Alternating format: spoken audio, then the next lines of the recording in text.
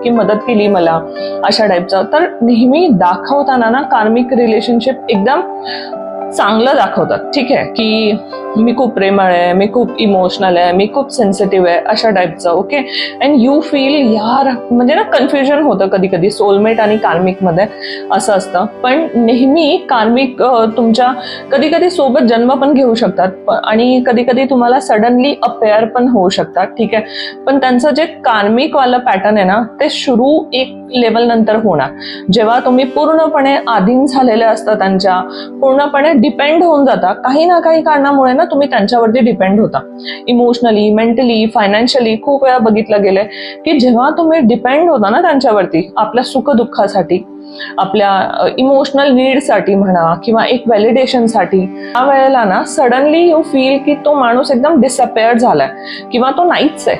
ते जे व्हॅलिडेशन तुम्हाला हवं होतं, ते जे